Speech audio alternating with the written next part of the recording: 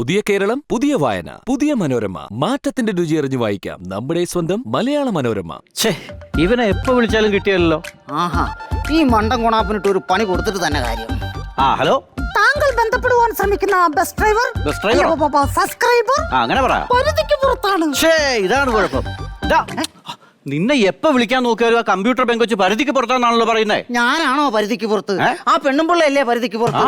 ഞാനിപ്പോ നേതാവിന്റെ പരിധിക്കുള്ളിൽ വന്നില്ലേ? നമുക്ക് പരാഗണത്തിന് പോകണ്ടേ? പരാഗണത്തിന് പോകാൻ ഞാനെന്നാ പൂമ്പാറ്റ്? അതല്ല, നമുക്ക് വോട്ട് പിടിക്കാൻ പോകണ്ടേന്ന്. ഓ, പ്രചരണം. അതിനല്ലേ ഞാൻ വന്നത്. അതിനിപ്പോഴാണോ വരുന്നേ? എന്റെ പൊന്ന് സാറേ, എന്റെ പിണങ്ങിപ്പോയ പെണ്ണുമ്പിള്ളയില്ലേ, അവള് തിരിച്ചു വന്നത്. അവള് ഒരിക്കലും വരികയില്ലെന്നും പറഞ്ഞല്ലേ അന്ന് പിണങ്ങിപ്പോയത്? അങ്ങനെ കരുതിയാ ഞാനും ഇരുന്നത്. പക്ഷെ എന്റെ അമ്മയെ കാണാനില്ലെന്നും പറഞ്ഞ് ഞാൻ മനോരമ പേപ്പറിൽ ഒരു പരസ്യം കൊടുത്തു. അത് കണ്ട സന്തോഷത്തിൽ അവളിങ്ങനെ മടങ്ങി. അതോടുകൂടി നിന്റെ സന്തോഷം പോയി. നിങ്ങൾക്ക് സന്തോഷമായല്ലോ. എനിക്ക് സന്തോഷമാകണേ, ഞാൻ ജയിക്കണം. അതിപ്പോ പറഞ്ഞിട്ട് കാര്യമില്ല. പണ്ട് പള്ളിക്കൂടത്തിൽ പഠിക്കാൻ വിട്ട സമയത്ത് കണ്ട കുളിക്കട വഴി ഒളിഞ്ഞു നോക്കി കിടന്നപ്പോ ഓർക്കടായിരുന്നു. പരീക്ഷയ്ക്ക് ജയിക്കണ കഥയല്ല ഞാൻ പറഞ്ഞില്ല, എനിക്ക് ഇലക്ഷന് ജയിക്കണമെന്ന്. അത് ജയിക്കുമല്ലോ, അതിനല്ലേ ഞാൻ വന്നേക്കണത്. ഈ വോട്ടർമാരെ കാണുമ്പോ പ്രധാനമായിട്ടും നമ്മുടെ ചിഹ്നം മാറിയ വിവരം പറയണം. ചിന്നമ്മ എങ്ങോട്ട് മാറിയെന്ന്? എന്റെ ചിന്നമ്മ കുഞ്ഞമ്മയുടെ വീട്ടിൽ പോയ കഥയല്ല. എന്റെ ചിഹ്നം മാറിയെന്ന്. ചിഹ്നം മാറിയോ? പിന്നെ നമ്മള് മുന്നണി മാറിയില്ലേ? അതെപ്പോ? ഇപ്പൊ നമ്മള് ഘടകകക്ഷിയാ. ഘടകകക്ഷിയോ? അങ്ങനെയാണെങ്കിൽ എന്റെ ഒരു നല്ല ചിഹ്നമുണ്ട്. ഏത് ചിഹ്നം? ആനച്ചിഹ്നം. ആനച്ചിഹ്നം? ആനയാകുമ്പോ ചിഹ്നവും വിളിച്ചോളൂല്ലോ. നീ ചിഹ്നം വിളിക്കാതെ അവിടെ നിൽക്കി.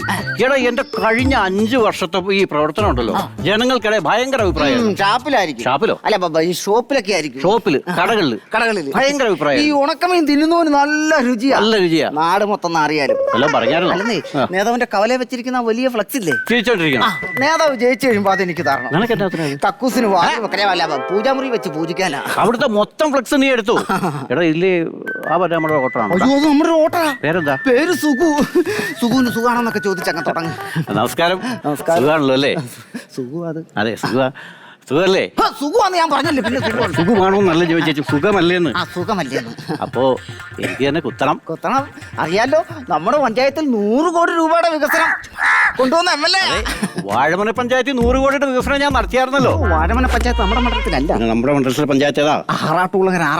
ആറാട്ടുകുളങ്ങര പഞ്ചായത്ത് 500 കോടിയുടെ വികസനവും ഞാൻ നടത്തി. ഒരു കാര്യമില്ലാതെ വാഴമനയിൽ 100 കോടി മുടക്കിയായിരുന്നു. അതെന്റെ കയ്യിൽ നിന്നും പോയി. ഇപ്പൊ മൊത്തം കയ്യിൽ നിന്ന് പോയേ. അതെ, അപ്പൊ എനിക്ക് തന്നെ കുത്തണം.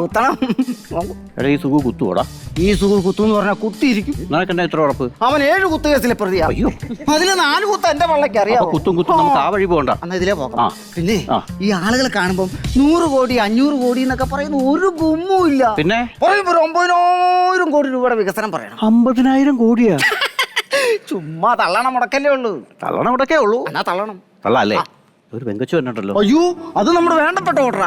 പേരെന്താ? പേര് വീണ നായർ. അപ്പൊ വീണില്ലെങ്കിലോ? വീണപ്പിള്ള. നമസ്കാരം. സ്ഥാനാർത്ഥിയാണ്. അപ്പൊ എനിക്ക് തന്നെ ഇത്തവണ വോട്ട് ചെയ്യണം. അറിയാലോ, ചിഹ്നം മാറിയിട്ടുണ്ട്. കഴിഞ്ഞ തവണ ഓടുന്ന തീപ്പന്തായിരുന്നല്ലോ. ഇത്തവണ ഏറുപടക്കം. അപ്പൊ കത്തിയും ചെയ്യും പൊട്ടിയും ചെയ്യും. അപ്പൊ എനിക്ക് തന്നെ കുത്തണം. കുത്തി പൊട്ടിക്കണം. അല്ല, കുത്തി ജയിപ്പിക്കണം. നമ്മുടെ പ്രചരണം ഉണ്ടല്ലോ, ഈ രീതിയിൽ അങ്ങ് പോവുകയാണെങ്കിൽ ഇത്തവണ ഞാൻ മന്ത്രിയാ. അത് പിന്നെ പറയാനുണ്ടോ?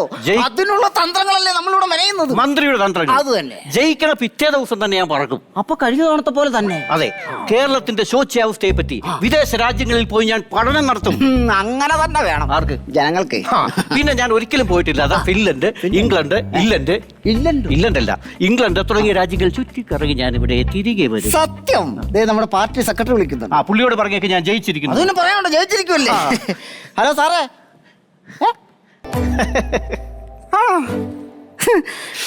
ശരി. അപ്പഴേ ഇനി നമുക്ക് കുന്നുംപുറം ഭാഗത്ത് പോയി കുറച്ച് വോട്ട് പിടിക്കാം. ഇനി കുന്നുംപുറത്തിനും പോകണ്ട, അല്ല കോട്ടയത്തിനും പോകണ്ട. നേതാവ് വീട്ടിൽ പോകും. അല്ല, അപ്പൊ നമുക്ക് പ്രചരണം നടത്തണ്ടേ?